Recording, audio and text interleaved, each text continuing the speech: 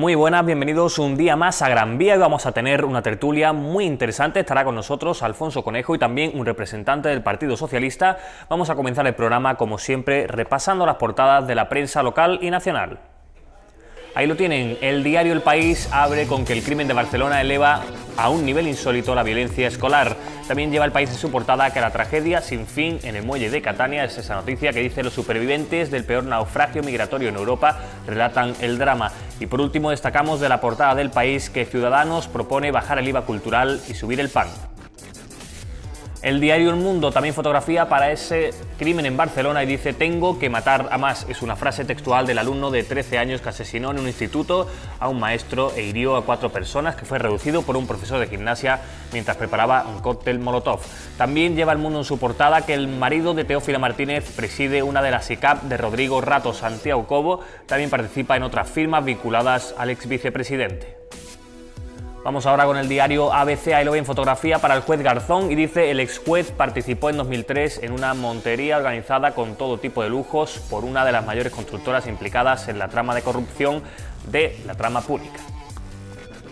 Vamos con los diarios de ámbito local. El Faro de Ceuta, manifestación de argelinos por Khaled.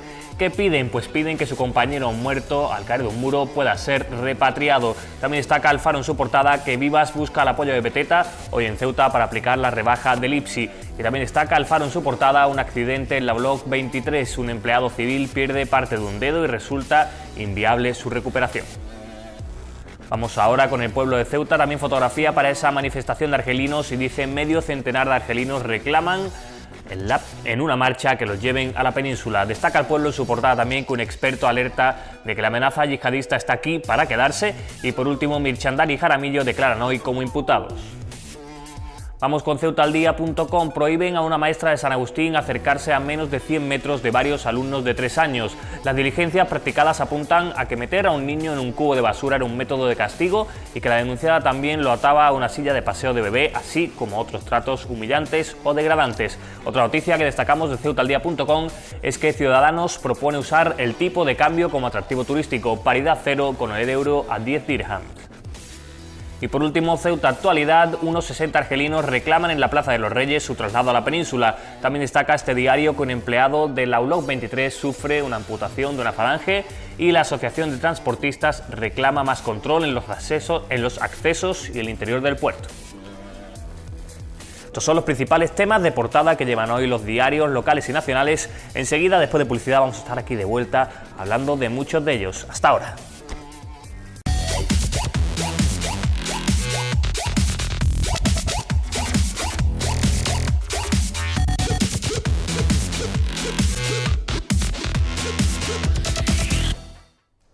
Muy buenas, pues ya estamos aquí de vuelta en Gran Vía. Tenemos con nosotros a Alfonso Conejo. Alfonso, encantado. Encantado de saludarte, sí. Y a saludar a los dos. Y a Sergio Chávez, que hace doblete esta semana. Sergio, muchas gracias. Gracias. Encantado de tenerte aquí una semana más también. Un día más después de esta semana. Sí. Bueno, vamos a comenzar hablando de esa reunión de urgencia que se celebraba ayer varios dirigentes de la Unión Europea, de la Comisión también Europea y del Parlamento, para hablar precisamente de inmigración, para intentar buscar algún tipo de solución a ese drama migratorio que estamos viviendo prácticamente de forma permanente todo el tiempo, pero que se veía especialmente reflejado en los últimos días con ese naufragio de una embarcación en que iban 900 y pico personas y que 700 de ellas pues estaban desaparecidas. También hubo ayer otro naufragio de última hora de 400 personas frente a las costas de Malta. Y bueno, la Comisión Europea y también los responsables de relaciones exteriores y de interior de los diferentes países de la Unión Europea llegaron a un acuerdo de 10 puntos para intentar pues solucionar este problema, porque sí que es un problema que haya esta situación, estas muertes en el Mediterráneo. Y yo voy a leer cuáles son esos 10 puntos y ahora hablamos precisamente de ello. El primero dice que hay que reforzar las operaciones de patrullaje marítimo, evidentemente, en el Mediterráneo. Dice que para ello habrá más financiación, más equipamiento y que habrá que extender el alcance de este patrullaje. También dice que habrá que capturar y destruir las embarcaciones usadas por los traficantes, algo que no se hacía hasta ahora. También que las agencias de la ley, control, asilo y fiscalía de la Unión Europea se tienen que reunir también para recabar información, para saber cómo operan estas redes, estos contrabandos, estas redes de trata de blancas, que es lo que finalmente es. También dice como cuarto punto que la Unión Europea va a enviar equipos a Italia y Grecia, que son los dos países que más sufren la presión, aunque parezca que no, porque estamos aquí en Ceuta y siempre nos quejamos de la presión que tenemos en Ceuta, pero hay que recordar que Ceuta es el quinto punto de entrada de inmigración de Europa, y por encima de nosotros están, por supuesto, Italia y Grecia, que dice que enviará equipos allí para procesar pues solicitudes de asilo, para que se gestionen lo más rápida posible las solicitudes de asilo. También se van a tomar huellas dactilares a todos los inmigrantes que lleguen y se van a buscar mecanismos de emergencia para la reubicación de estos inmigrantes, incluso también mecanismos voluntarios para reubicar a los refugiados a través de toda Europa. Dice también la Unión Europea y la Comisión Europea que quiere que haya un programa de regreso rápido para la deportación de estos inmigrantes irregulares, y también va a trabajar con los países que rodean a Libia a través de un esfuerzo conjunto de la Comisión y el Servicio Diplomático del bloque, esos países que son ahora mismo los que más inmigrantes están, por decirlo de alguna forma, dejando escapar, o los que más inmigrantes de cara a Europa están produciendo. Y por último, dice que van a reunir información sobre los flujos migratorios y van a fortalecer el papel de las delegaciones del bloque en esos países. Bueno, ¿qué os parecen estas 10 medidas? ¿Creéis, Alfonso, que van a dar por lo menos respuesta o solución aparte del problema? Bueno, yo creo que ya era hora de que Europa, toda, se dé cuenta de esta situación tan tremenda. Llevamos ya muchos años, ha tenido que ocurrir que ya la cantidad de muertos sea infinitamente superior a lo que ha habido hasta ahora, para que se den cuenta, para que se reúnan y tomen medidas. Es decir, yo creo que es de obligado cumplimiento tomar estas medidas con todos los países que hasta ahora, muchos de ellos han estado un poco flojos en completar esta situación. Hemos sufrido más los países del sur, como es España concretamente, como es Grecia y como es Italia, y lo estamos sufriendo y no hay derecho a eso. En Europa también está la Europa del Norte, y otra Europa es la que tenía que haber intervenido muchísimo antes. Creo que nunca es malo que se empiece así, pero que hasta ahora yo creo que es tarde cuando se van a tomar estas decisiones en una Europa en la que somos muy fuertes en relación con los países que quieren venir estos inmigrantes, y creo que la situación pues está bien que se haga ahora, pero que hay que fortalecerla muchísimo más, cueste lo que nos cueste, porque ya nosotros venimos sufriendo, no sufriendo, sino aceptando a estas personas, estos pobres que se tiran ahí al mar y que mueren por buscar otra salida. Por tanto, me parece oportuno que Europa se incluya más y se meta más en estos asuntos. Ahora, decías tú varios asuntos importantes que vamos a ver también en unas estadísticas, unas gráficas que mostraba hoy el diario El País, que nos van a poner nuestros compañeros mientras vamos hablando, porque precisamente España no es el país que ni siquiera está entre los 10 primeros de Europa que más solicitudes de asilo recibe, y además el Mediterráneo como punto negro de muertes de inmigrantes. Luego veremos el mapa del mundo y se ven los sitios donde han muerto personas intentando llegar a otros países, y es un boquete inmenso. Sergio, ¿qué te parecen estas medidas? Que algunas de ellas las hablamos ayer aquí precisamente en este programa, como por ejemplo la necesidad de más personas en el Mediterráneo, no tanto para patrullar, sino para tratar de rescatar a esa gente.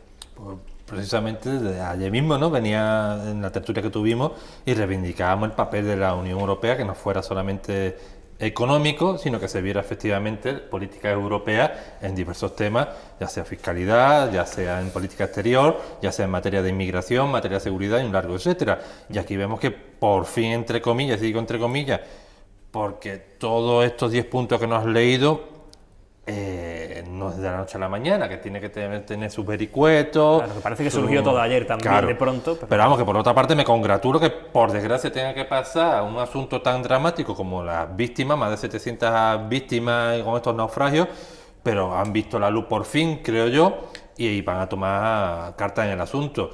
Me congratula sobre todo, de entre todas las medidas que me parece muy importante, con respecto a los países terceros que rodean, como dijimos ayer, países en conflictos como Libia, como Siria, que el problema de la inmigración siempre va a estar ahí, las desigualdades por desgracia van a estar, pero mucho más cuando hay conflictos bélicos, y si a esos conflictos bélicos, como comenté ayer, se le añada también una extinción étnica por parte de ISIS contra otra población determinada como es los cristianos o musulmanes que no van con la corriente de la que ellos creen, y un largo etcétera, cuando peligra ya la vida porque están con esos conflictos, pues evidentemente estamos viendo lo que está aconteciendo en el Mediterráneo, tanto en Grecia como en Italia, en este caso sobre todo Italia. Entonces, claro, hay que crear relaciones diplomáticas con los países que rodean a estos en conflicto para que acojan también, no sé yo, campos de refugiados, no lo sé, no soy experto en la materia, pero evidentemente es importante, y sobre todo también lo de las patrullas, como tú muy bien has comentado,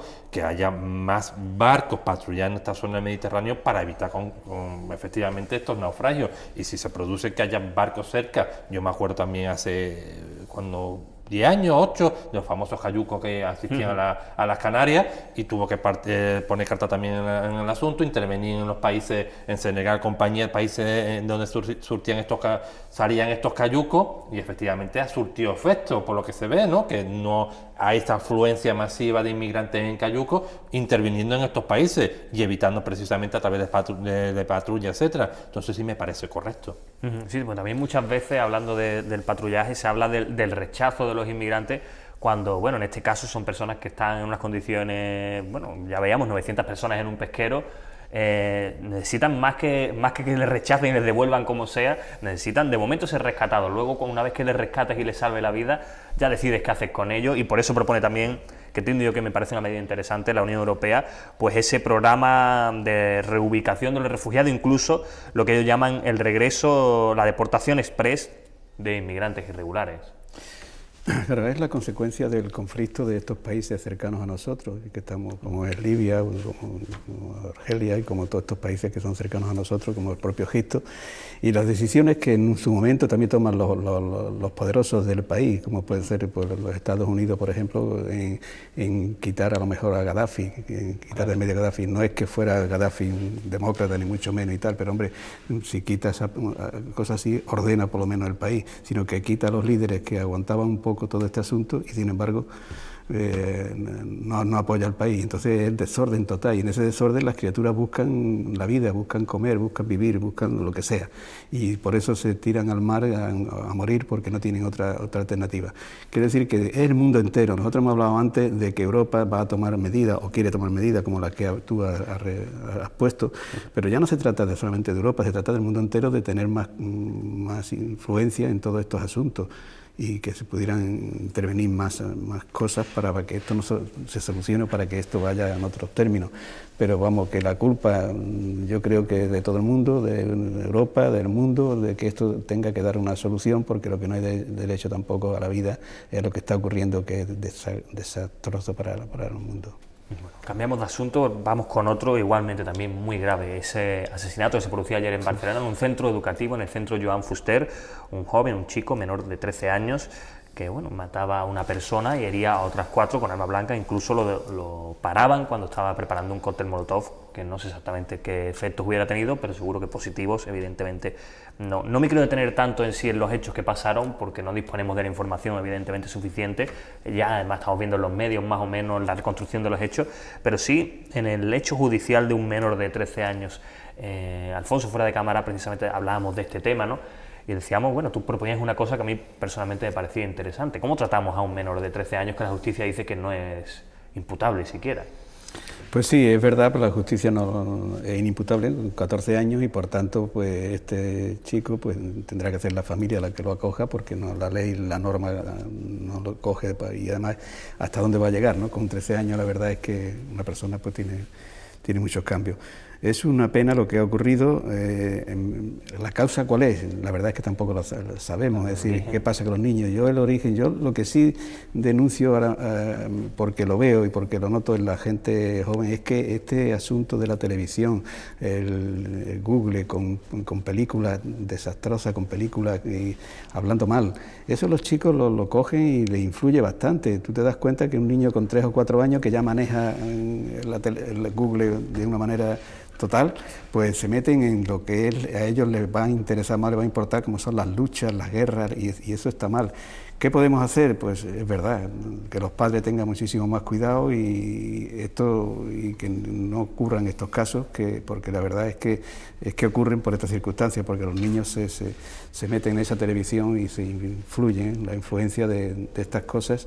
Por lo tanto, una pena que esto haya ocurrido, pero ¿qué vamos a hacerle? Que sea poco y que no ocurra más.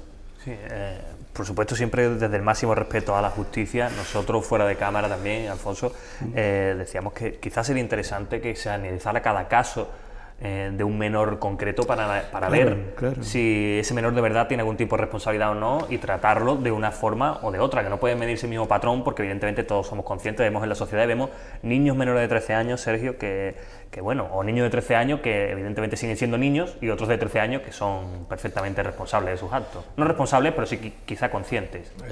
Evidentemente lo primero, y no soy jurista evidentemente, pero leyendo me intento informar, y lo que dicen los especialistas que ante hechos como estos lo que no se puede es legislar en caliente. Eso está claro.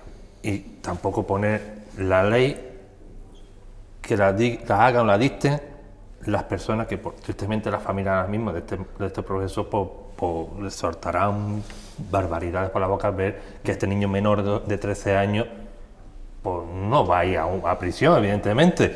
Entonces, claro, me acuerdo que leí un artículo en El País que comentaba, ¿no?, con todo esto de la cadena perpetua y todo, y decía que el sistema español lo regía de una manera y evidentemente era lo que era la reinserción de los condenados, y que tenía los mecanismos oportunos para que esto fuera así, y por tanto manifestaban, no me acuerdo exactamente quién era el articulista, pero lo comparto lo que decía, que no se podía legislar en caliente ni tampoco favorecer a las familias en este aspecto, porque entonces estábamos hablando que iba a favorecer solamente a un sector concreto, que yo me pongo en la situación, matan a mi hijo, a mi hija, o pasa cualquier barbaridad familiar, y yo lo que quiero es evidentemente esto lo peor para la persona que lo haya cometido. Pero evidentemente lo que decía esta persona es: las leyes no están para ese momento concreto, sino que están para toda la sociedad, y no podemos legislar para un caso concreto o casos concretos para favoreciendo a tal o cual cosa, que para eso estaban los sistemas democráticos, va sustentado en la Constitución,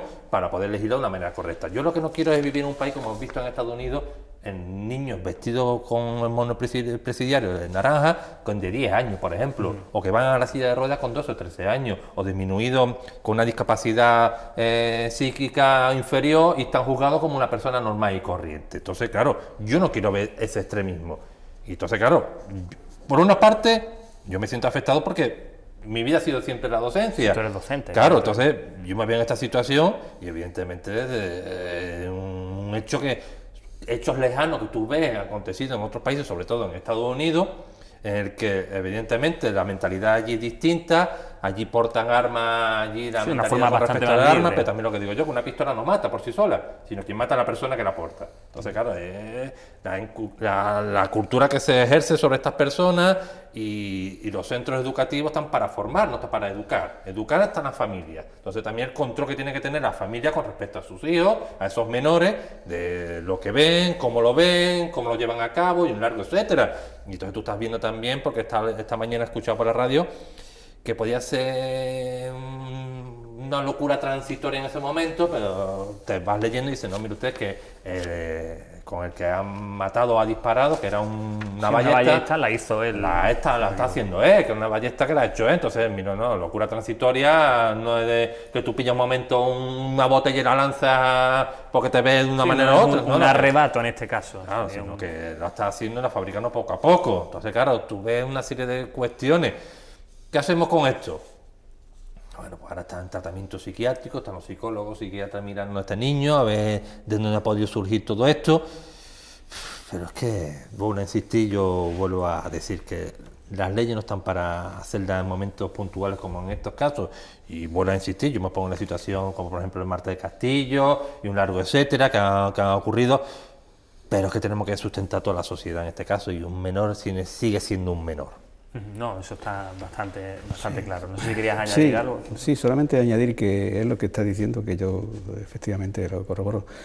Estos asuntos también influyen en la situación, por ejemplo, de la información que tenemos ahora. Por ejemplo, en Google, los niños, yo con nietos de 3 años, se meten en Google y se meten en películas que, además de los insultos y de las cuestiones, para niños de 3 y 4 años hay insultos y hay lucha y hay guerra y hay matanzas y cosas así, una violencia que no lo entiendo. Entonces, claro, la libertad es muy grande para todos, pero es una libertad para los niños, habría que tener muchísimo cuidado, o tener unas horas para que estos niños no entren en esa televisión. Lo digo directamente porque lo conozco y veo que los niños pequeños así te entran en Google y te meten en guerra. Quizás tengamos la culpa a veces nosotros de esta situación, aunque es un accidente, tampoco vamos a decir que sea una generalidad, porque esto ha ocurrido aquí, no ocurre todos los días, afortunadamente, ¿no? pero que creo que debemos tener muchísimo más cuidado a la hora de los niños, de los pequeños, de no influirle con películas que sean así tan drásticas, sí, no tanta y de alguna manera, si no prohibirla, por lo menos tener en cuenta que los programas no sean en horas que sean ellos, porque la verdad es que yo veo a niños pequeños, estoy hablando de mis nietos, que están viendo películas que ya a mí mismo me asustan, y no sé por qué. Vamos a ir un segundito a publicidad. A la vuelta está aquí con nosotros nuestra compañera Laura Ortiz y enseguida seguimos hablando de asuntos de ámbito local.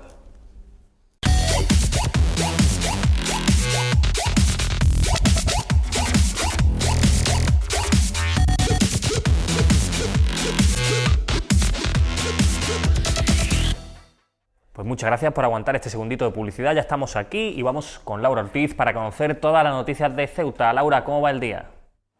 Buenas, Nacho. El ministro del Interior y el comisario europeo de Migraciones han mantenido un encuentro bilateral en Luxemburgo con motivo de la reunión extraordinaria de los ministros de Interior y Exteriores de la Unión Europea para abordar la situación migratoria en el Mediterráneo. Uno de los motivos de esta reunión ha sido fijar una nueva fecha para su visita a Ceuta y Melilla, que finalmente tendrá lugar los próximos días 29 y 30 de junio.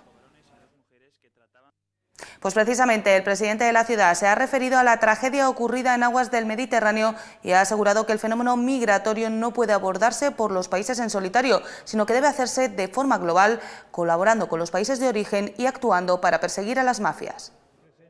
La tragedia del Mediterráneo no puede dejar indiferente a nadie, así lo ha manifestado el presidente de la ciudad, que ha remarcado la necesidad del trabajo y la implicación de todos para analizar e identificar los problemas y abordarlos de forma común. Hay una cuestión humanitaria que no podemos obviar de ninguna manera y que es un drama insoportable que el Mediterráneo se haya convertido en un cementerio y que por tanto se requiere una implicación por parte de todos.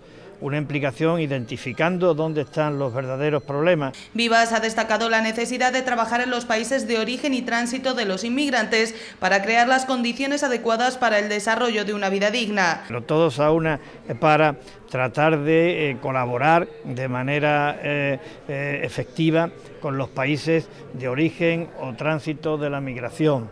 Tratar de crear unas condiciones en esos países que eviten esas causas que justifican el que alguien, por desesperado que está, pues es capaz de jugarse la vida. Así como la necesidad de la lucha contra las mafias. Con la ley se actúe para perseguir a las mafias que trafican con el género humano en una manifestación sangrante y dolorosa de la esclavitud. Eso solo no lo puede hacer España. Eso lo tenemos que hacer con el conjunto de Europa y creo que incluso merece que sea elevada la cuestión a Naciones Unidas, porque me parece que la trascendencia del drama lo merece. El presidente de la ciudad ha asegurado que se trata de un asunto que desde el Gobierno de la Nación y desde el de Ceuta se ha planteado en muchas ocasiones, la necesidad de una acción global. Y el secretario de Estado de Administraciones Públicas, Antonio Beteta, se encuentra hoy visitando Ceuta. Hace apenas unos minutos ha firmado en el Libro de Oro de la ciudad y en estos momentos se encuentra reunido con el presidente en la Alcaldía Noble. Está previsto que el presidente de la ciudad y el secretario de Estado comparezcan de forma conjunta en tan solo unos minutos, a partir de las 12:30. Todas las cuestiones que se aborden en ese encuentro se las contaremos a partir de las 8:30 de la tarde en nuestro informativo. Y además, las 13º jornadas de Geopolítica y Geoestrategia de la UNED se han inaugurado con un lleno absoluto en el Salón de Actos del Palacio de la Asamblea. La temática de este año, en el que se analiza la yihad en el siglo XXI, ha atraído a gran número de ceutíes que se han acercado para escuchar las reflexiones sobre esta cuestión de expertos militares y civiles. Las 13º jornadas de Geopolítica y Geoestrategia se han inaugurado en la tarde de este lunes con el Salón de Actos del Palacio de la Asamblea completo de público interesado en escuchar las reflexiones de los expertos políticos y militares que analizará la yihad en el siglo XXI. El tema que se ha elegido este año no puede ser de mayor actualidad. La verdad es que viendo ahora cómo está el Salón de Actos creo que hemos acertado.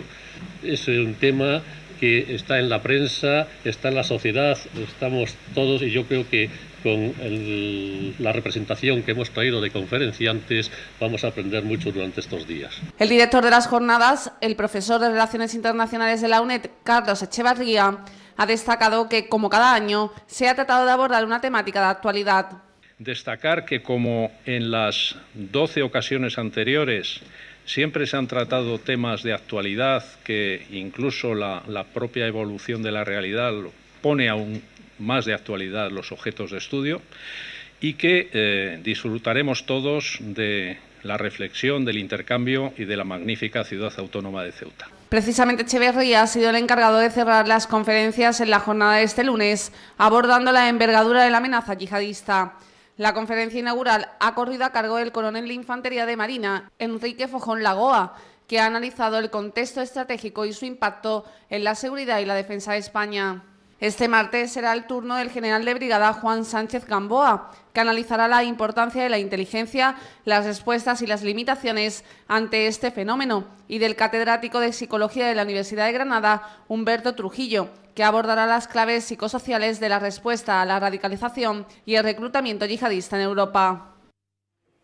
Y antes de terminar, vamos con información de servicio. La calle Teniente Coronel Gautier permanecerá cerrada al tráfico durante esta madrugada debido a labores de mantenimiento de la red de agua. Concretamente, el tramo afectado será el comprendido entre la calle Romero de Córdoba y la avenida de Regulares. Acensa lamenta las molestias que pueda ocasionar. Se encuentra localizando fugas de aguas para mejorar la eficiencia de la red. Ya saben, esta noche, en la noche del martes al miércoles, la arteria principal de Jadú estará cerrada al tráfico. Y con esta información llegamos al final de este avance. Ya saben que tendrán todas las noticias de Ceuta a partir de las 8:30. Mientras tanto, sigan disfrutando de Gran Vía con Nacho Gallego. Pues muchas gracias, Laura. Ya han escuchado a las 8:30 esta misma noche más noticias aquí en Ceuta Televisión. Bueno, vamos a comenzar la parte de tertulia local, pero yo antes quería que termináramos con el último tema que tenía previsto para la tertulia nacional, porque me parece que era muy interesante ese avance del FMI sobre las perspectivas económicas de la zona euro de aquí a los próximos 5 años. Y bueno, el FMI calcula que España va a recuperar el nivel de Producto Interior Bruto que tenía antes de la crisis, allá por el año 2017, es decir, 10 años después de comenzar la crisis aproximadamente en España, pues España recuperará los niveles que tenía antes. Eso sí, no habrá evolucionado, no sé cuál iba a ser el nivel del Producto Interior Bruto de España a las perspectivas que tenían de 2007-2017, pero el FMI sí dice eso. ¿Qué te parece, Alfonso? Bueno, lo dice el Fondo Monetario Internacional, efectivamente, que no es ningún partido político, ¿no? Entonces, es verdad que España, pues afortunadamente, está superando todo este asunto de la crisis y se habla de que para dentro de 2 años pues estemos en los mismos niveles que al principio de antes de la crisis. Por tanto, esto es positivo y hay otros muchísimos más países europeos en los que van por detrás nuestra y que les va a costar muchísimo trabajo. No vamos a hablar aquí ahora de las deficiencias que tiene, por ejemplo, Grecia, ¿no? Portugal va para arriba, Irlanda, pero Grecia no sabemos tampoco cómo va a quedar, porque hasta ahora la situación no se aclara por parte de ellos mismos, ¿no? Pero vamos, nos tenemos que alegrar de que las instituciones como Fondo Monetario Internacional y otras pues digan que España va superando la crisis, va superando mejor y que somos ahora mismo el país que más crece dentro de Europa, que también es la verdad, es decir, que eso es así. Por tanto, pues bien, la noticia. ¿Y tú, Sergio, qué piensas de este anuncio?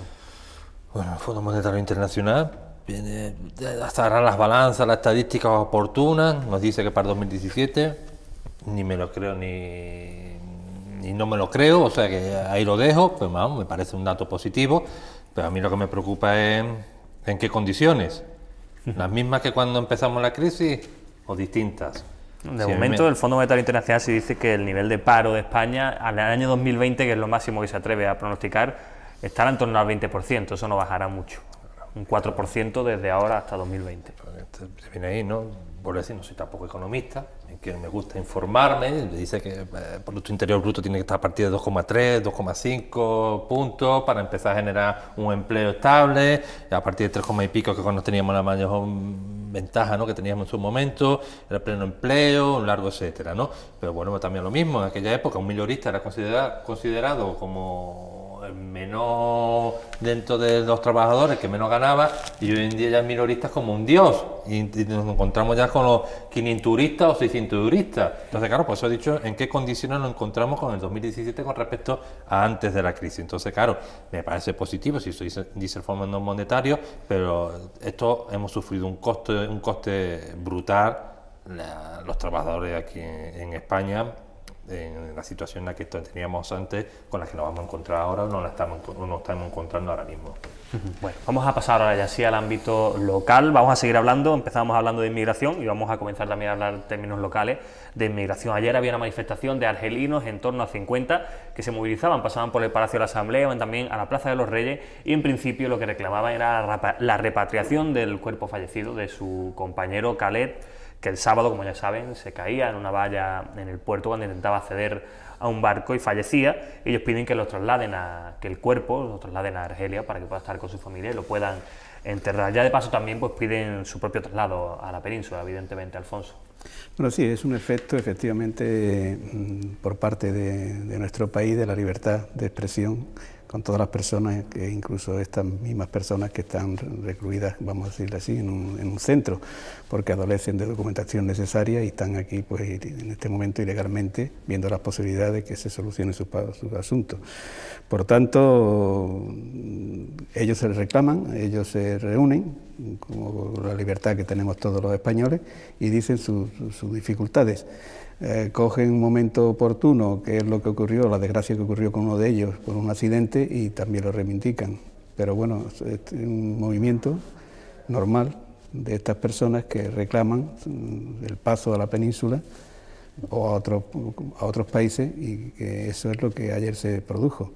En esa libertad de expresión, pues también se le deja a estas personas que no tienen documentación para hacer estas cosas, pues que se les deja que hagan estas cosas. ¿Sí? Con respecto a la reivindicación principal, Alfonso, ¿te parece justa que ellos pidan o te parece las reivindicaciones, justo? yo entiendo... No, me refiero al traslado del compañero a Argelia. Bueno, decir que... No tienen dinero, a ellos les gustaría... Muy bien, pues que tampoco parece mal. Sí, yo creo que España o cualquier otro país puede hacer este asunto de trasladarlo allí, pero vamos, que yo creo que es lo principal y en el fondo de la cuestión, que está bien que se traslade a su pueblo, pero que esa reunión creo que lleva otros tintes.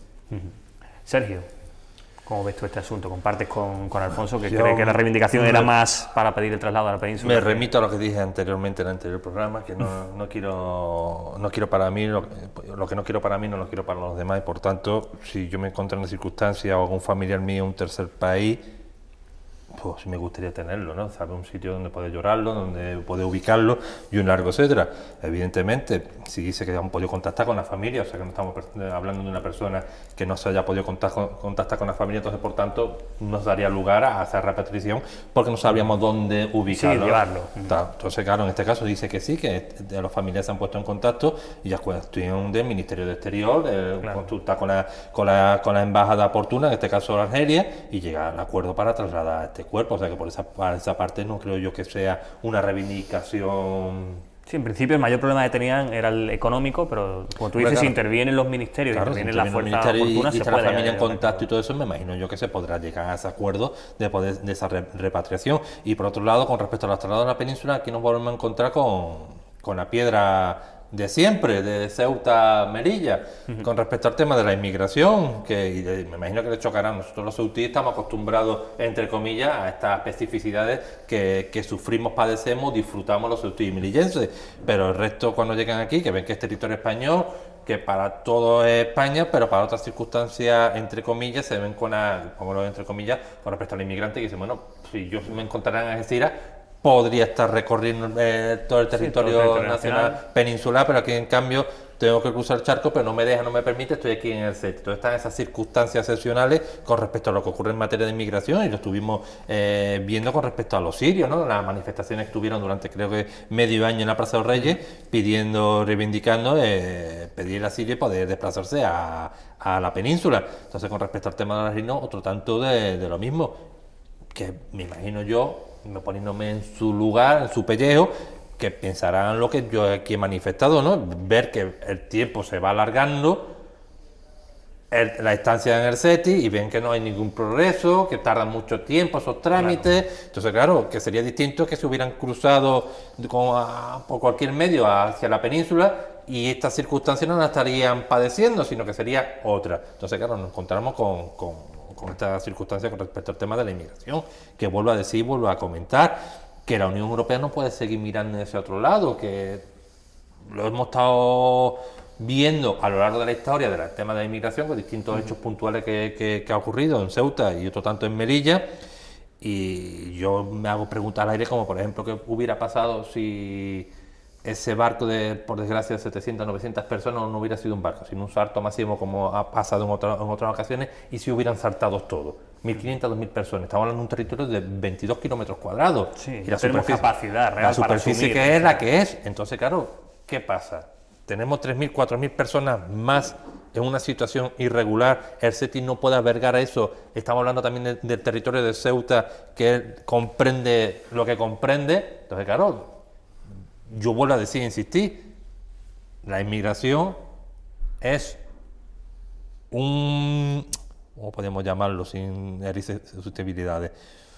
¿Fenómeno? Un fenómeno, ¿no? Que comprende, que compete a todo el ámbito de la Unión Europea, no solamente a un sitio concreto que es Ceuta, Melilla, en este caso Lampedusa, en este otro caso concreto. Entonces, por tanto, sí me congratulo las medidas en su momento que hablamos anteriormente de la repartición equitativa de estas personas, porque quiera que no, repercute tanto en la sociedad que la coge como en ellos mismos, pero no porque haya brote de racismo, sino solamente por el simple hecho de que dentro de un cubículo, como es Ceuta en este caso, caben los que caben.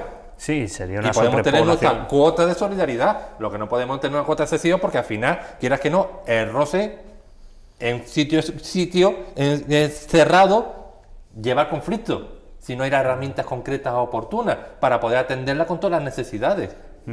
Sí, también podríamos comparar el caso quizá con Lampedusa, que es una isla evidentemente con un espacio limitado, que está viendo cómo continuamente llegan inmigrantes, y en cambio allí durante un tiempo sí se les está reteniendo, por utilizar alguna palabra, porque bueno, ya vimos las imágenes de cómo eran algunos centros de inmigrantes allí, pero finalmente se les va dando salida hacia Italia, porque no es asumible que se mantenga mucho tiempo. Pero el hecho de la situación jurídica de Ceuta, por ser no tener territorio Schengen y tener aquí como una muralla para que no pase a Europa, es decir, que esa es la situación, porque ¿qué está pasando con ellos? Y es lo que tú has citado de Lampedusa. Allí pasan en el mar y ya se encuentran en Europa. Claro, porque Lampedusa entonces, sí claro, está dentro. Por eso aquí les cuesta más trabajo, porque hay una valla defensivas, y después entran en Ceuta, pero en Ceuta siguen estando en esa situación, están fuera de Europa. Por tanto, aquí todavía es un poco más estrecho y más cosa de que estas personas no vengan por aquí mucho, que ya vienen bastante. Pero la situación es distinta, porque allí es que cogen el barco, llegan a Lampedusa o llegan a Italia, ya no sé, están en Europa, es decir, que esa es la situación. Quizás también les falta información concreta sobre qué la información que se van a encontrar. Son la gente que lo lleva y lo trae, que ese es el problema, que ahora Europa parece ser que también se ha dado cuenta, o están hablando de poner como unos guardias o algo así en todo la parte africana, que llámale desde Marruecos hasta Argelia y hasta Libia y todas esas cosas, para que controlar de que estas personas que hacen posible darle facilidades, cobrando evidentemente a todas estas personas necesitadas, pues que se haga, que esa sería una solución, pero a ver quién la pone ahora también con países que están en plena guerra, vamos a llamarle Libia y esas cosas. Es complicado incluso la colaboración entre países, porque no sabes cuál es el interlocutor. El interlocutor de hablar y de que te digan que sí. Entonces es un problema grave que estamos padeciendo y que tiene viso de agravarse cada vez más. Bueno, pues hablando, dime, por supuesto, ¿no? Que en ningún momento quiero decir que la inmigración, los inmigrantes, sea un problema tan conflictivo. Por supuesto. Yo lo remito a una situación concreta. Yo resido en una casa de 40 metros cuadrados y por H por B, mis mejores amigos, casados con niños, lo embarga el banco, lo desahucia y digo, bueno, veniros a mi casa. Mi casa tiene un dormitorio, un salón y la cocina metida dentro del salón. Entonces, durante una semana, vale, durante 2 semanas, pero yo creo que al cabo de las 3 semanas, en el espacio chico que es mi casa, con una familia, empezarán a surgir los conflictos, roces, ¿no? Claro, y los roces. Entonces, claro, yo le digo, ahora, si usted, quien sea en este caso, pongámosle X, me facilita las herramientas oportunas, me dice, no, la casa del vecino también se solidariza con tu causa y la abrimos también, oye, y el niño cabe en este espacio, claro, y la comida la compartimos entre todos, claro, con herramientas oportunas, con material oportuno, entonces esa situación se ve menos conflictiva. Esto es lo que quería hacer concretar y resumir, evidentemente. Creo que el ejemplo además es acertado, porque también se puede entender muy bien en términos europeos ese ejemplo que tú has puesto, porque veíamos las estadísticas que demostraban ante nuestros compañeros cómo los 10 países que más solicitudes de asilo reciben, España no está, y el primero es Alemania, el primero que más solicitudes de asilo recibe y el que más personas extranjeras, es decir, no alemanas, viviendo en Alemania tiene. Eso quiere decir que la inmigración que llega a Europa no quiere quedarse aquí, evidentemente, quiere llegar a la zona de, bueno, Alemania, Francia, Bélgica, Luxemburgo. Entiendo que esa es la zona porque eran los países precisamente que más inmigración tenía, con lo cual esa colaboración a la que tú llamas, Sergio, creo que el término es la adecuada. Sí, los países tienen el derecho a defender también sus fronteras para los propios integrantes del mismo, es decir, eso es un derecho reconocido a nivel mundial. Por tanto, no se trata aquí de poner muchísimas vallas y que no dejen de pasar a estas pobres criaturas, que es una tremenda desastre. Pero que también tenemos derecho los países a defender nuestras fronteras y a defender nuestra posición. Lo que tenemos que ser más solidarios o menos solidarios, pues sí, deberíamos ser muy solidarios, pero yo creo que lo somos. Es decir, Europa yo creo que sí, tanto en Alemania, como tú has citado, Bélgica, lo que sea, se admiten a muchísimas personas y nosotros mismos también. Es decir, que los países somos solidarios, lo que pasa es que estamos hablando de un continente, estamos hablando de un montón de países, estamos hablando de millones de personas. ¿Qué hacemos si abrimos las puertas y damos facilidades, como está diciendo aquí el compañero? Mira, cuando no hay espacio, no hay situación, ni tampoco se le puede atender, no podemos hacer otra cosa. Es decir, que es una pena, es un disgusto grande que la situación está dando y que desde luego los países tienen que poner en medio la situación que sea, los planes que sean, para que esto sea cada vez menos y que se intente solucionar. Bueno, pues vamos a cambiar de asunto, abordamos el último de nuestra tertulia de hoy, que es esa visita que nos hace Antonio Beteta, secretario de Estado de Administraciones Públicas, aquí a Ceuta. No es la primera y, bueno, esperemos tampoco que si sigue en el gobierno no sea la última, porque es una persona importante en el mundo económico, sobre todo por lo que afecta a Ceuta y más teniendo en cuenta los planes que tiene Ceuta con respecto a su fiscalidad especial. Recordemos que uno de los planes del gobierno para potenciar el comercio y las ventas, la compraventa aquí en Ceuta, es la rebaja de los tipos del IPSI. Jugar incluso algunos, anunciaba Emilio Carrera en su momento, con el tipo de IPSI prácticamente a cero para fomentar ese modelo que quizás ya se vivió un poco en el pasado con el tema de los transistores, ¿no? Todos recordamos que la gente venía aquí a comprar transistores, relojes y tal. Hombre, quizás no sea eso lo que busca el gobierno, pero sí otro tipo de productos. Imagínense que se baja al 0 o al 1% el IPSI, que puede afectar, por ejemplo, a un iPhone, pues sería un ahorro de unos 100, 130 euros en un producto como un iPhone, que quizás es interesante y a lo mejor a alguien le interesaría a Ceuta, venir a Ceuta a comprarlo. Bueno, Alfonso, tú conoces además muy bien a Antonio Beteta. ¿Qué te parece, primero, que esté aquí? Segundo, que es una persona fundamental para esta estrategia que quiere llevar a cabo? Bueno, la llegada de los ministros, de los secretarios de Estado, como en este caso de Antonio Beteta, pues bien, que venga, pero vamos, no quiere decir esto que venir a Ceuta venga, evidentemente, porque antes no tengan una atención a Ceuta. Es decir, Antonio Beteta, yo lo conozco hace muchos años, evidentemente he compartido con él en el Consejo de Política Fiscal y Financiera, siendo él consejero de Madrid. Sí que lo conozco hace muchísimo tiempo y viene pues bien, pero vamos, que él está muy informado, está enterado. Hace poquito tiempo hasta allí el presidente, hasta el consejero de Hacienda, y él conoce bastante Ceuta, él tiene bastante interés.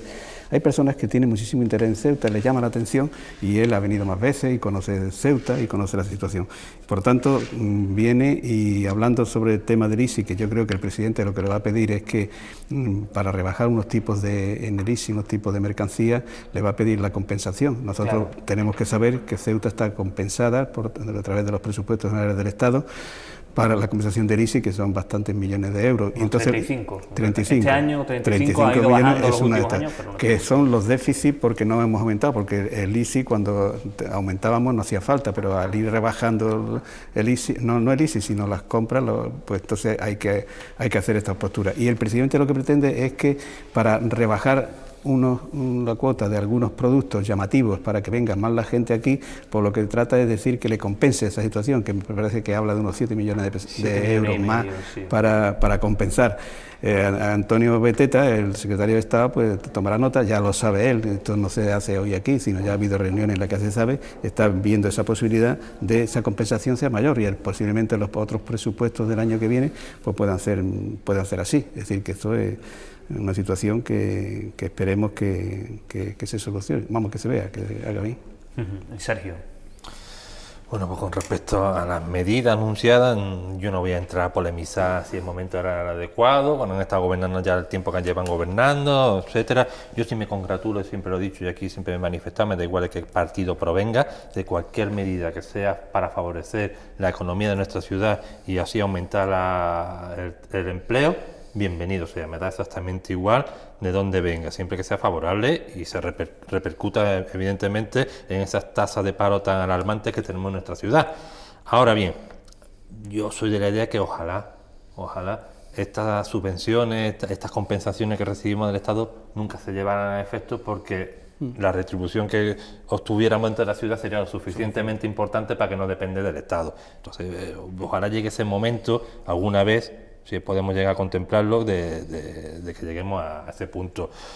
Pero aquí sí choco, y ya no con respecto a la medida, sino yo siempre les digo y siempre lo mantendré, que mientras tengamos el problema del barco, por muchas medidas económicas que pongamos aquí en la ciudad para atraer turismo de la península, no pongo de Marruecos, sino de la península, el turismo peninsular, siempre van a chocar con el precio del barco. Y mientras tengamos el problema del barco, me parece a mí, y a los hechos me remito, de que lo estamos viendo diariamente y los comerciantes así lo dicen, de la barbaridad del precio del barco, ya no solamente los que somos aquí residentes, sino la gente de fuera que no es residente, para desplazarse a Ceuta, sigue sin compensar ese precio tan alarmante por la que tienen que padecer a la hora de trasladarse aquí a Ceuta. Pero bueno, bienvenido sea esas rebajas fiscales, y si surten efecto, pues nos alegraremos todos, porque evidentemente repercute en el bien de la ciudad y de la economía. Yo hay dos puntos y me gustaría confrontar con tu visión. Evidentemente la rebaja del IPSI orientada principalmente al turismo o a los comerciantes de la península, pero también evidentemente afectaría al turismo marroquí, ¿no? Porque la rebaja del IPSI es para todo, con lo cual si el producto es más barato, también lo comprarían más barato los turistas que vinieran del otro lado de la frontera, con lo cual es una medida no solo orientada, aunque sí lo parezca en un principio, a la península, al turista peninsular, sino también... Por eso he hecho la distinción entre uno y otro. O sea que también puede suponer no solo un incremento de turistas de la península, sino también de Marruecos, que es muy importante. Ya recordemos que hubo también un estudio de comercio que decía que el 75% de lo que se compraba en Ceuta, más o menos, era así lo que venía a decir, ¿no? Del comprador que compraba los comercios de Ceuta era de Marruecos, era un visitante de Marruecos. Pero, perdóname que te interrumpa, pero el comerciante de marroquí, de Marruecos, residente de Marruecos, viene a comprar ciertas cosas concretas que creo yo que no son las que van a ser rebajadas del IPSI, que esa rebaja del IPSI va en concreto al sector del peninsular. Entonces, claro, es distinto, aunque te voy a decir, puede que también sigan comprando esos otros, ¿no?, en las que se rebaja el IPSI, pero creo, por lo que he leído, que esas rebajas que quieren hacer concretamente del IPSI no son productos enfocados al comprador marroquí. De acuerdo con lo que dice Sergio, es decir, aquí estamos hablando del problema que tenemos, que es un problema que es el tema del barco, el tema del transporte que hay aquí. Evidentemente, Ceuta, que tiene ya rebajas, porque el IPSI muchísimas rebajas al 50% de los productos, con ese 10% que es la mitad del IVA. Sí, del IVA, claro. Tenemos muchísima ventaja en ese aspecto y sin embargo aquí no se termina de cuajar. ¿Por qué no se termina de cuajar? El barco, como tenemos, el barco. Es una situación que nosotros, ¿qué hacemos con el barco? Si estamos en una nación de libre mercado, en la que es así. Entonces es una situación que tenemos problemas. Aquí también por situaciones que no se conocen, es decir, yo te lo digo a nivel personal. Yo, por ejemplo, hace pocos días a mí me interesa mucho la ciudad y me interesa comprar en la ciudad, porque evidentemente hay que comprar y hay que gastar aquí, que es lo que se dice y lo que se debería hacer. Pero caramba, es que tú vas a comprar cualquier cosa aquí y te encuentras con que vas a la península y te encuentras muchísimo menos. Te voy a poner un ejemplo. Yo he tenido que comprar un carrito de un coche para un niño, aquí me costaba 230 € y he ido y preguntando ahí en Algeciras mismo, me cuesta 100 y pico el mismo y la misma verdad. ¿Por qué ese asunto cuando aquí tenemos una rebaja del 10% menos que el IVA? Porque entonces, que no se trata solamente de decisiones que toma, que me parece muy bien que se tomen decisiones a niveles estatales, a niveles locales y niveles políticos, y de las cosas, pero ¿qué pasa? Pues pasa quizás que los costes son muchísimo más, a lo mejor el transporte desde ese barco, desde claro, aquí. hay que tratar de compensar. Sí, que la compensación del ISI, del 10% en vez del IVA, pues lo mejor se te va en que los transportes son muchísimo más caros, la forma de vender, en fin. La cuestión es que cualquier producto, digo cualquier producto, y lo podéis comprobar, te vas a la península y es posible que te valga menos que aquí. ¿Por qué? Entonces, tanto en cuanto no desarrollemos este asunto de solucionar esa papeleta, Ceuta va a tener y va a seguir teniendo problemas. Como yo digo muchas veces, Ceuta no es problema, pero tiene problemas. Y esos problemas, a ver de qué manera se solucionan, porque claro, no se trata aquí de un gobierno o de otro, sino es la propia idiosincrasia de nuestra ciudad. Bueno, pues muchas gracias, Sergio Chávez, por estar aquí con nosotros un día más. Alfonso Conejo también, muchísimas gracias por acompañarnos. Muchas gracias. Un día más. Y a ustedes aguanten un segundito en publicidad, que enseguida estamos aquí hablando de salud.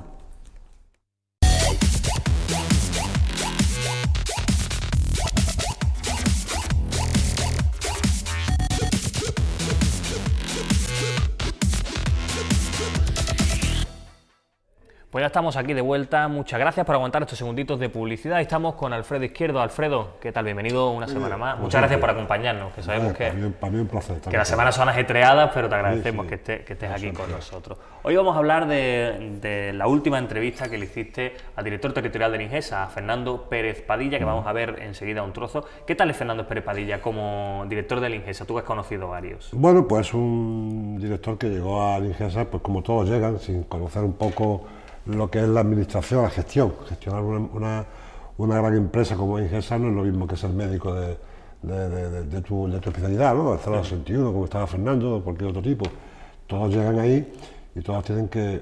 Una cosa es predicar y otra dar trigo. Una cosa es que cuando tú estás en la otra parte, pues te gusta decir cosas y aspirar a cosas y reivindicar cosas. Cuando estás dentro de que tú eres el que tienes que gestionar, la cosa cambia mucho. Ya no es lo mismo que tú pensabas al principio, pasa con política.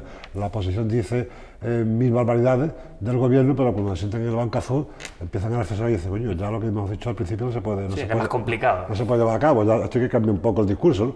Pues en ese caso pasa igual. Fernando es una persona, es buena gente, buena persona, buen tipo, y tiene prudencia, que es fundamental, y es un hombre que le gusta conseguir las cosas, pero sin grandes alharacas, ¿no? Un hombre que está ahí, pues va buscando, sin hacer mucho ruido. Va buscando lo mejor para su hospital, para la medicina ceutí, para la sanidad ceutí.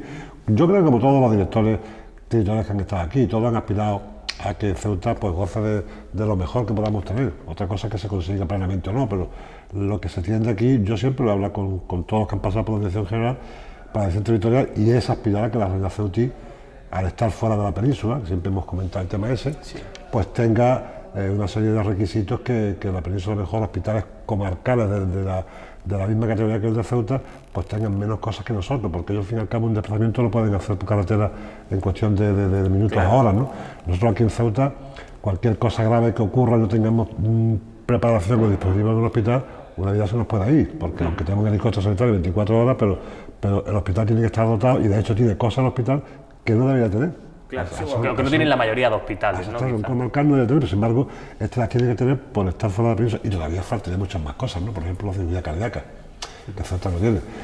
Pero claro, no tiene, porque mantener un servicio de cirugía cardíaca cuesta muchísimo dinero, y según las estadísticas que ellos manejan, no es suficiente el número de personas, de pacientes que podrían utilizar el servicio para que se correspondan con el gasto que eso origina, ¿no? Eso es lo que siempre han dicho todos, ¿no? Yo siempre he dicho que, bueno, que se podría estudiar, ¿no? Igual que la cirugía cerebral, tampoco existe, tampoco hay en Ceuta unidad para eso. Te mandan fuera, te hacen todas las cuestiones fuera, porque Ceuta no puede mantener un servicio de esa categoría. Es igual que con la radioterapia, ¿no? Que es que tanto reclama la oposición. Claro, la radioterapia la oposición reclama, pero es que hay que estar dentro del tema ese. La radioterapia debería tener la Ceuta, sí, porque igual que tenemos la quimioterapia, que se ha conseguido tener una quimioterapia muy buena, tenemos aquí de todo tipo de quimios se pueden dar en Ceuta sin ningún tipo de problema, sin desplazarte a la península. Y la radioterapia pues se da en Algeciras, en la clínica Rado, que también regulamos nosotros con nuestro programa hace ya muchos años. Es una clínica muy vanguardista, muy al día, y te hacen una radioterapia selectiva, porque la radioterapia no es más que reducir un tumor, digamos que como si fuera una cirugía, pero sin abrir. Va directamente al punto exacto que tienen que tocar, reducen el tumor, incluso lo eliminan, ¿no? En el cerebro, en cualquier punto. Ceuta debería tenerla, yo pienso que la debería tener, pero es algo que hay que estudiar, porque también el coste es importante, es alto, lo que había que hacer, pero se puede quitar de otras cosas. Pasa que esto es un problema de medicina, un problema sanitario, este rato que hablamos tú y yo, ¿no? Pero nosotros, al estar al cabo de la calle y ser gente que estamos al día y nuestra profesión nos indica que tenemos que conocer las cosas, se pueden hacer recortes de otras partidas, de otros sitios, y tener la sanidad donde tiene que estar, ¿no? Si no hubiera en España tanto rato y tanto Bárcenas, por ejemplo, ¿no? Que tendría que ser así, que no hubiera tanto rato y tanta Bárcenas y que se pudiera dedicar los recursos verdaderamente a lo que hay que dedicarlo. Vamos a ver un trocito de esa entrevista que tú hacías última a Fernando Pérez Padilla, hablando sobre ese contrato de gestión sanitaria, que precisamente esta semana pasada se firmaba ese contrato de gestión sanitaria, que supone además un pequeño incremento de dinero para Ceuta. Lo vimos nosotros en primicia en esa entrevista con él. Efectivamente, vamos a escuchar qué decía Fernando Pérez Padilla. Un nuevo servicio. Se está trabajando fundamentalmente en varios objetivos, por ejemplo, pues, que definitivamente sea una realidad la implantación de la receta electrónica aquí en Ceuta. Estamos trabajando en telemedicina, pienso que en este año ya, y a no mucho tardar, vamos a poder tener la unidad de ictus funcionando en el hospital. Vamos a tener también, queremos una mayor participación de los profesionales en nuestro contrato de gestión. Otro objetivo de interés pues es la unidad de cita previa centralizada. Bueno, pues es otro objetivo que está ya muy próximo a hacerse una realidad. Y fundamentalmente, y quizá podría añadir uno más, que es, hace poco nos visitó Rafael Pereiro, que es el gerente de los hospitales de Puerta del Mar de Cádiz y Puerto Real, y hemos llegado a un preacuerdo para hacer una colaboración que favorezca mucho a los ceutíes, sobre todo en algunas patologías prevalentes que no tengan que desplazarse a la península, y en otros casos pues si puede venir un médico de allí acá y bueno, pues evitar también ese tipo de traslado. Has hablado de la unidad de ictus, uno de las... Veamos ahí que hacía varios anuncios Fernando Pérez Padilla, ¿no? Yo los voy a resumir aquí porque él los ha dicho, ¿no? La receta electrónica que ya está implantada, no completamente, si no me equivoco, Alfredo. Bueno, en Ceuta sí, funciona bien, la receta mismo está... No, completamente quiero decir que no todos los médicos tienen para poder recetar. Claro, pero es un poco, ya quedan muy pocos para poder ser un 100%, pero la receta electrónica ha sido un logro importante porque funciona muy bien, y aquellos crónicos que tienen que medicarse habitualmente con el mismo fármaco, van con tarjeta electrónica, no tienen que ir al médico en 6 meses, ¿no? Pasan por la farmacia, cogen su medicina, la tienen diagnosticada y recetada, y ya está, y a los 6 meses van y renuevan el tratamiento, ¿no? Se lo tienen que cambiar. Pero va a suponer un ahorro, ¿no? Si no me equivoco, en gastos farmacéuticos, claro, que es un gasto muy importante, una parte muy importante del gasto. Sí, una parte muy importante porque se va a tener la certeza de cada uno tiene su tratamiento y no se compra medicina, digamos, como a pelón, ¿no? Ahí ahí no tienes tan prescrito esto, y esto lo tienes que tomar durante el tiempo que lo tengas por tu médico, o si eres crónico, como digo antes, para siempre, ¿no? Por ejemplo, el diabético, el asmático, el que padece de hipertensión arterial, todo ese tipo de personas que tienen una medicación crónica, pues entonces eso no va a variar, y por tanto es una comodidad y un ahorro farmacéutico, ¿vale? Sin duda alguna. También hablaba Pérez Padilla de esa unidad del ictus, que ahí lo hablaba como una cosa futurible, pero es evidente que ya está inaugurada, se inauguraba hace muy poquito. Hombre, esto es importante porque para tratar, el ictus es una de las patologías que cuando se produce al individuo, pues las primeras horas son fundamentales, porque el ictus empieza pues con eso, con una pérdida de conciencia, con una hemorragia interna en el cerebro, que puede ser masiva o puede ser controlada, pero cuanto más avanza la sangre y va tocando partes vitales del cerebro, lo va dejando isquémico, lo mata, ¿no? Entonces esa parte ya no tiene ninguna solución. Por tanto, las primeras horas del ictus, cuando se trata en un hospital, en una unidad como la que se ha montado aquí, se trata con rapidez, hay muchos ictus que vuelve a recuperar la movilidad completa, ¿no? No tienes, por ejemplo, hemiplegia izquierda o derecha, dependiendo de en qué parte pero la gente se recupera mucho y bien, ¿no? Con los fármacos que hay nuevos y con la rapidez de atención al paciente en los primeros momentos de haberte dado, ¿no? ¿Y qué ventaja, aparte de la que obviamente dice, tiene que esa unidad de ictus esté aquí en Ceuta, aparte de esa rapidez? Pues esa es la fundamental, el atender al paciente con la mayor brevedad y con la mayor rapidez y con capacidad de poder hacer el trabajo que está indicado para ese tipo de patología. El otro día que he visto es un infarto cerebral. En vez de darte en el corazón, te dan en el cerebro.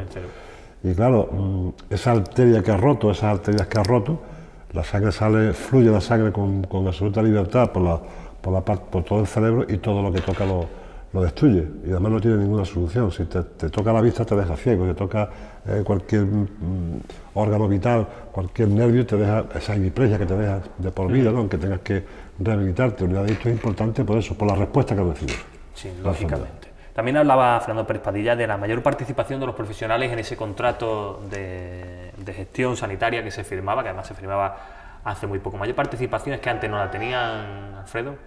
Bueno, había menos esta participación. Ahora, por ejemplo, se ha entendido que contra más personal preparado haya para eso va a ser mejor para todos, ¿no? Y por tanto han apostado por eso y lo veo bien que haya mayor número de personas dedicadas a este tema, ¿no? También hay que escuchar, ¿no? Evidentemente quienes más saben las necesidades de los servicios son los que están claro, son ellos, los que están al pie de los servicios son los que tienen que opinar y decir necesitamos esto, aquello, de más allá, ¿no? Que son los que conocen el tema. Por eso esa suma de meter a estas personas ahí para que puedan opinar y puedan decir lo que necesitan plenamente, lo que quieren y lo que realmente es necesario para las unidades, ¿no? Sí, es fundamental. Que es fundamental, como tú dices. Uno de los últimos avances que daba Fernando Pérez Padilla era la unidad de cita previa centralizada, algo que yo creo que los CEUTIES van a agradecer o van a pedir muchísimo. Eso todavía no es una realidad, pero sí, no es una realidad en Ceuta. Evidentemente, por ejemplo, yo en el caso de Andalucía sí lo conozco, puedes pedir cita previa por teléfono, en sábado, domingo, festivo, incluso por internet. Puedes meter y te dan tu cita con tu... Y en cambio, bueno, pues aquí seguimos teniendo que ir en persona porque sabemos que se puede llamar por teléfono, pero es muy complicado. Sí, el teléfono te atienden cuando lo atienden. Claro, cuando tienen tiempo, porque también las personas que hay para atender son las que hay. El mismo que está atendiendo al público eso tiene el teléfono al lado, ¿no? Y cuando puede lo hace bien, pero eso es fundamental. Siempre que sea comodidad para el paciente, todo lo que venga es bueno. El paciente debe tener comodidad y calidad, que es lo fundamental dentro de la sanidad. Encima de que estás malo, pues tampoco vas a tener que molestarte excesivamente en que te vea un médico, ¿no? Tener que facilitarte para que los médicos te puedan ver con la mayor brevedad posible, ¿no? Eso de las citas que ver un especialista tarda 3 meses en verlo, me parece una auténtica barbaridad, ¿no? Que tú vayas al traumatólogo por cualquier problema y te diga, no, tienes que ir dentro de 2 meses. Dentro de 2 meses yo no sé cómo estaré, si te tienes la pierna peor o mejor, ¿no? Así que hay que solucionarlo y que las citas no sean tan tardías, ¿no? Que es fundamental también. Sí, ahí siempre pongo un ejemplo y voy a un caso personal, pero es más de, digamos, de tono gracioso que de real, ¿no? Digamos, cuando mi mujer estaba embarazada, recuerdo que una de las pruebas, ella le daban una fecha de parto y una de las últimas pruebas que le mandaron, se la mandaron para después de la fecha de parto. Hombre, ya se lo comentó a la persona y diga, miren, que me ha puesto usted una fecha que se supone que ya he parido, entonces se lo cambiaron. Pero es curioso, porque me imagino que con esto de la unidad de cita previa centralizada, también ese tipo será más eficiente, digamos, ¿no? Todo este tipo de... Yo creo que sí, que va a ser más eficiente. Lo que tenemos que demostrar es que esa medida vale y sirve para que el ciudadano tenga mayor calidad y mayor comodidad para poder tener su cita. ¿De qué vale implantar la cita previa si después va a ser lo mismo y va a tardar igual, ¿no? Algo que todo lo que se pone en marcha son cosas que tienen que beneficiar al usuario. Sí, sin duda, porque para eso trabaja la sanidad. Y ya por último, lo último que veíamos en ese vídeo que decía Fernando Pérez Padilla era ese acuerdo con el Hospital de Puerto Real. Y no sé exactamente, tú a lo mejor me puedes explicar mejor en qué iba a consistir el acuerdo, porque él lo explicaba como que a lo mejor algún profesional podía desplazarse aquí o se podían prestar ciertos servicios. No lo entendía. Sí, por ejemplo, la hemodinámica, por ejemplo, el cateterismo. El cateterismo que se pensó en principio montar en Ceuta una unidad, que me lo comentó bien Fernando Pérez Padilla, pero claro, después se ha pensado, no está descartada la idea, pero para montar una unidad de hemodinámica hay que tener un quirófano al lado. Hay que tener una serie de circunstancias que no son complicaciones. No solamente hacer el cateterismo, después de hacer una complicación y hay que llevar a un paciente a quirófano. Todas las cosas hay que sopesar y un especialista que lo sepa hacer y que lo haga, ¿no? Entonces con Puerto Real han traído ese convenio, se va a llevar a cabo y se va a hacer ahí, que al fin y al cabo está cerquita, Puerto Real, y se van a hacer todas esas pruebas y esas cosas que aquí en Ceuta se querían poner, pero de momento están en stand-by y no sé cuándo se podrá hacer, si es que se va a hacer, ¿no? Bueno, digamos que el acuerdo era más de ámbito de hemodinámica y cardiología, sí, ¿no? Exactamente. Por lo que el cateterismo y la cardiología, que puedan venir aquí especialistas, y puedan desplazarse. Esas son cosas que se están estudiando y que se pueden llevar a cabo, pero lo ideal sería, como me comentaba Fernando, tenerlo aquí en Ceuta, el servicio montado, hacerlo aquí y luchar porque sea aquí, luchar porque vengan médicos aquí y se queden. No que vienen algunos médicos, vienen aquí y después a los 2 o 3 meses les sale otra oferta por ahí se van, ¿no? Entonces hay que enamorar al médico que se quede aquí en su hospital y que trabaje aquí, ¿no? con nosotros, ¿no? Hay también una cuestión, Cuéntame. que es noticia también, que no hemos tenido tiempo de poder grabarlo ni poder hacerlo porque no hacemos el programa ahora mismo, como tú sabes, a nivel de televisión, pero se ha puesto en marcha el servicio de radiofrecuencia. Efectivamente. La gente dirá, bueno, ¿radiofrecuencia qué es? Bueno, la radiofrecuencia es una unidad en la que aquellas personas que tengan, por ejemplo, una hernia discal, ¿no? O tengan dolores crónicos ya muy acentuados que no les deje a uno vivir como está, ¿no? Pues la radiofrecuencia te da una radiofrecuencia que actúa con calor sobre las raíces nerviosas. Al tocar las nerviosas con calor y tratarla, el dolor reduce en un 70%. Y con la radiofrecuencia ha habido pacientes que han evitado operaciones importantes, ¿no? Por ejemplo, se tratan con radiofrecuencia mucha gente y han podido aguantar sin ser operados. El servicio del Ceuta está funcionando muy bien en la unidad del dolor. Está funcionando bien una clínica del dolor que la dirige, en este caso, el jefe de anestesiología, Julio Gallego, y han puesto en marcha el servicio y el Ceuta está dando un resultado muy bueno. Me dicen los médicos, me comentan que está dando un resultado excelente.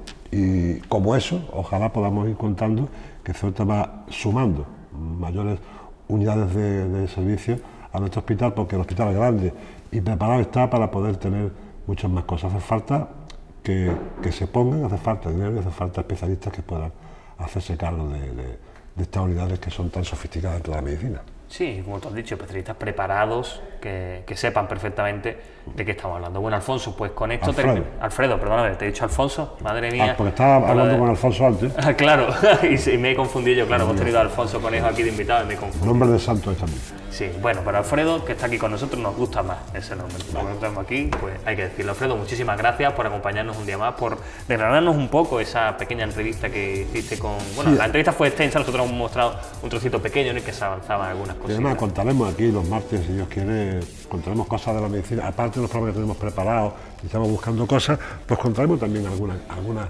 historia, alguna anécdota, algunas aventuras de la medicina que me han pasado durante 20 años, que también es bueno que las recordemos en algún momento del programa, que la gente sepa qué pasa dentro de la medicina, ¿no? Por supuesto, que tiene que ser así. Pues Alfredo, muchísimas gracias por acompañarnos. Esperemos eso, que estamos deseando ya conocer esas historias que nos tienes que contar sobre la medicina y sobre tu vivencia en el mundo de la salud. Alfredo, muchísimas gracias por acompañarnos un día más. A ustedes muchas gracias por acompañarnos. Ya saben, nos vemos de nuevo aquí mañana.